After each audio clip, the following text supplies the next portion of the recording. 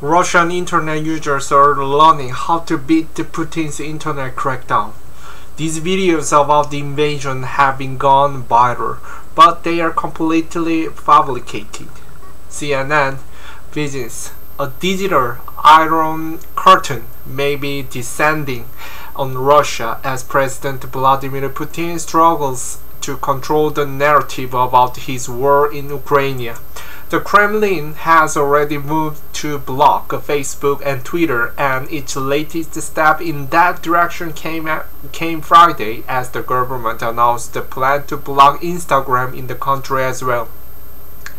But despite Putin's effort to cramp down on social media and information within his borders, a growing number of Russian internet users appear determined to access outside sources and circumvent the Kremlin's restrictions. To defeat Russia's internet censorship, many are returning to specialized circumvention technology that's been widely used in other countries with restricted online freedoms, including China and Iran. Digital rights experts say Putin may have inadvertently sparked a massive permanent shift in digital literacy in Russia that will work against the regime for years. Since the invasion of Ukraine, Russians has been flocking to a virtual private network called the VPN and encrypted messaging apps, tools that can be used to access blocked websites such as Facebook or safely share news about the war in Ukraine without running afoul of new draconian laws banning what Russian authorities consider to be fake claims about the conflict. The rapid rise in downloads.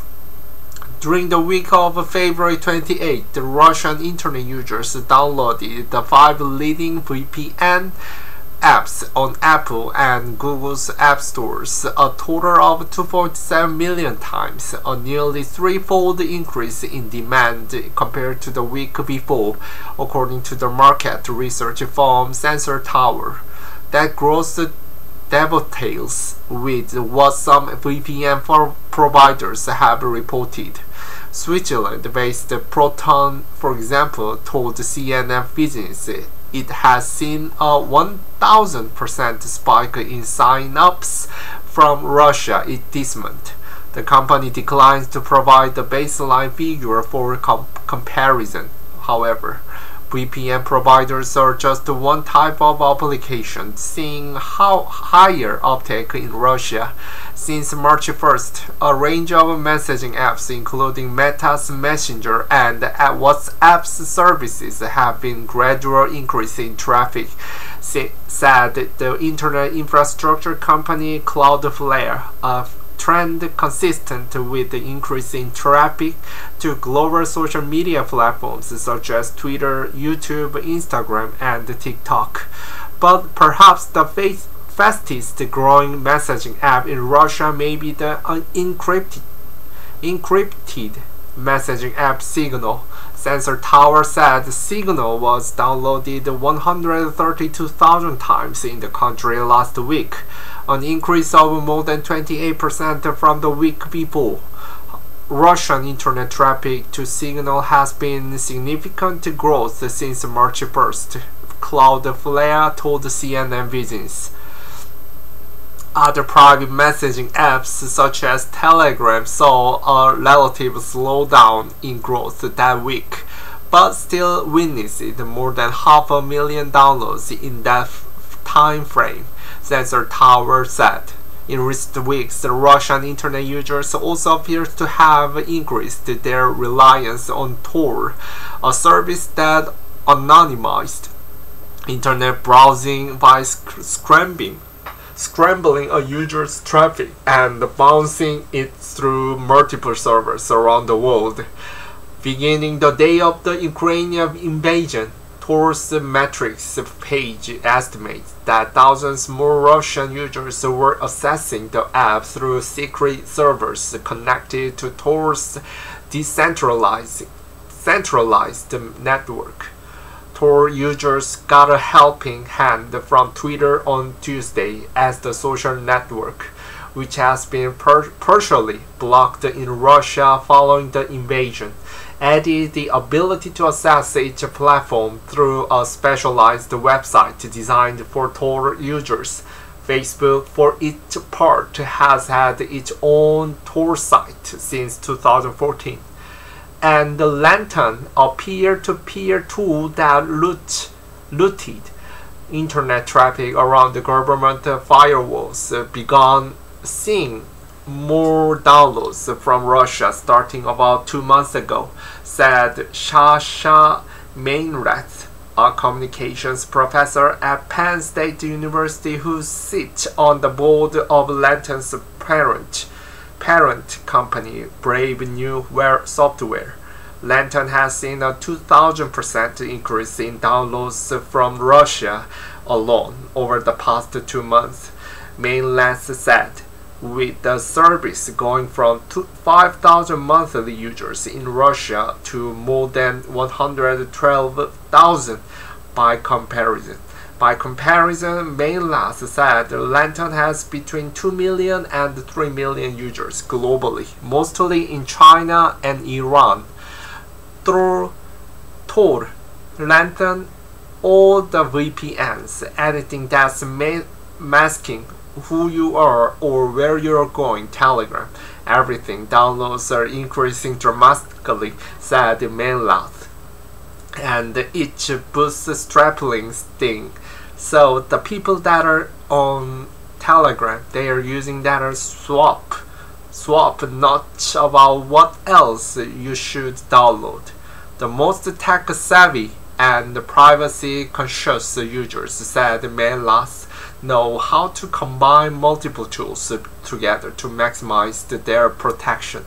For example, by using Lantern to get around government blocks while also using Tor to anonymize their activity.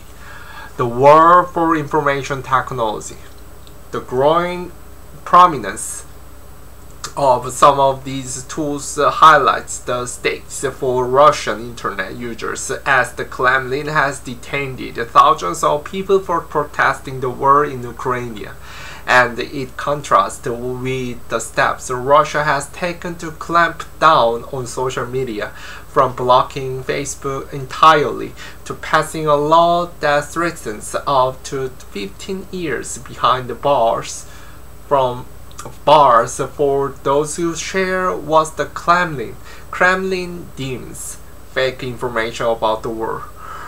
Natalia Krapeva, a lawyer at the digital rights group Access Now, said some Russian internet users have been using secure communications tools for years, as the Russian government began restricting internet freedoms more than a decade ago.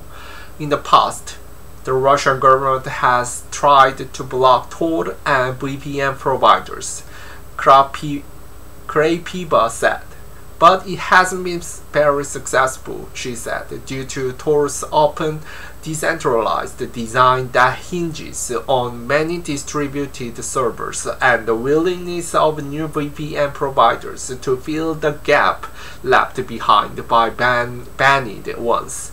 What Russia faces now is an intensifying game of cat and mouse, Krapeva said. But while Putin may not be able to shut down censorship-resistant technologies entirely, supporters of the Kremlin can still try to drag it into Russia's wider information war and hinder adoption. On February 28, Signal said it was aware of rumors suggesting the platform had been compromised in the hack, a claim the company flatly denied it, without blaming Russia directly. Signal said it suspected the rumors were being spread as part of the coordinated misinformation campaign meant to encourage people to use less secure alternatives. Signal's claim underscores how quickly the information war has evolved from being about the news coming out of Ukraine to being about the services people use to access and discuss that news. If only a small minority of Russians end up embracing circumvention technologies to get access to outside information, it may allow the Putin to dominate the information space within the country. And while there are many indications of growing interest in these tools, it appears to be one of scale of thousands, not millions, at least for now. The concern, of course, is that the majority of the people, the general population, might not be necessarily know about those tools, said Krapiba. They can be complex if their digital literacy is quite low, and it is going to remain a challenge to have bigger section of the population really adopt these tools. But I'm sure there will be more education, and I want to remain hopeful they will persevere, normalizing censorship resistance tech. Some digital rights experts say it's important for these tools to be used for ordinary and innocuous internet activities too, not just the potentially subversive ones, performing mundane tasks like checking email, accessing streaming movies, or talking to friends. Using these technologies makes it harder for authoritarian regimes to justify cracking down on them, and can make it more difficult to identify Apple to violate the government restrictions on speech and access.